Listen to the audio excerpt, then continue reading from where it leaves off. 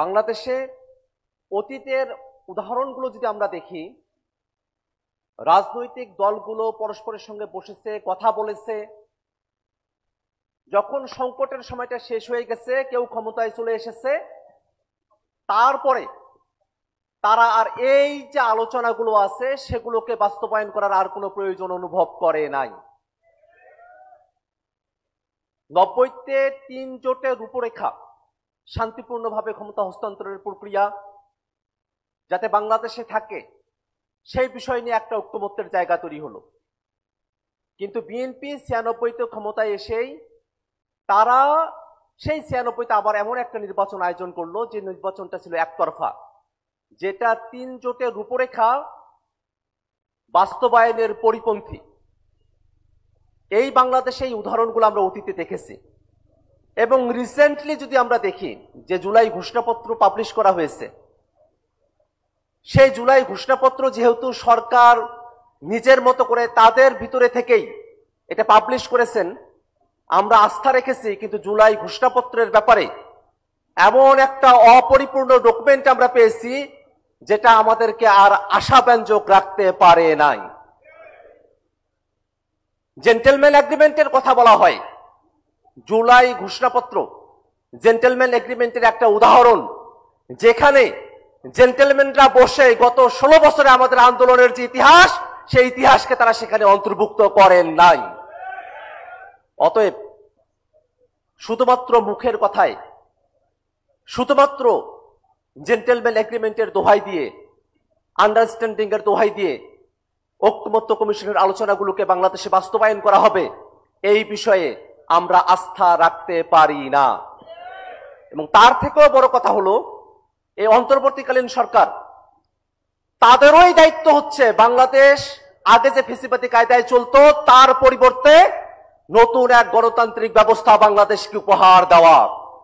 এবং পরবর্তীতে যারা রাষ্ট্র ক্ষমতায় আসবেন, শাসন ক্ষমতায় পরিচালনা করবেন, তাদের দায়িত্ব হলো যা কিছু বাস্তবায়ন করা হলো জুলাই সনদের সবকিছুকে তারা পালন করে যাবেন, সেখানে কোনো ব্যত্যয় তৈরি করবেন না।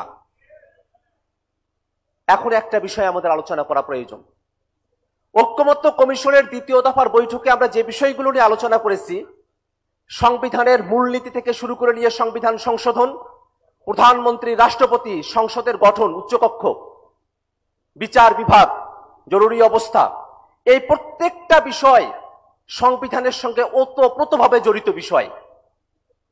আমরা এতগুলো বিষয়ে সংবিধানের বর্তমান যে টেক্সট তাতে পরিবর্তনের কথা বলেছি, তাতে এই সংবিধান কার্যত আর এক্সিস্টিং থাকে না, এটা আর থাকেই না। আপনারা যারা ঐক্যমত্য কমিশনের আলোচনাগুলো ফলো করেছেন তারা একটা জিনিস একটু করে দেখবেন, বিশেষত তাদের কথায় যারা শুধুমাত্র সংশোধনীর কথা বলেন, যে বিষয়গুলোতে সংশোধনী আনানোর কথা বলা হয়েছে, এই বিষয়গুলোকে বর্তমান সংবিধানের সঙ্গে একটা মিক্সড ভার্সন আপনারা করে দেখেন যে এই সংবিধানের আর কতটুকু বহাল তবিয়তে থাকে। এই সংবিধানের বড় অংশটাই আর বহাল তবিয়তে থাকে না, কিন্তু একটা জিনিস থাকে, সেটা হলো সংবিধানের বেসিক স্ট্রাকচার। অর্থাৎ এই সংবিধানের এমন কিছু বিষয় রয়েছে যেটা অন্তর্নিহিত, যেটাকে আর কখনোই পরিবর্তন করা যায় না। এবং সেই দোহাই দিয়ে ইতিপূর্বে বাংলাদেশের সংবিধানের সংশোধনীগুলোকে হাইকোর্টে চ্যালেঞ্জ করা হয়েছে এবং কোর্ট কিন্তু সেগুলোকে বাতিল ঘোষণা করেছে। আমরা যে বিষয়গুলোতে নতুন বাংলাদেশের জন্য একমত হয়েছি, সেই বিষয়গুলোকে যদি টেকসই করতে হয় তাহলে নতুন সংবিধানের বিকল্প নাই। বন্ধুগণ, এই কারণে জুলাই সনদ বাস্তবায়নের বিষয় নিয়ে যখন আমরা আলোচনা করি, তখন আমাদেরকে ইতিহাস থেকে শিক্ষা নিতে হবে। এই অন্তর্বর্তীকালীন সরকার, তাদের এক্সিট পয়েন্ট তাদেরকেই খুঁজে বের করতে হবে।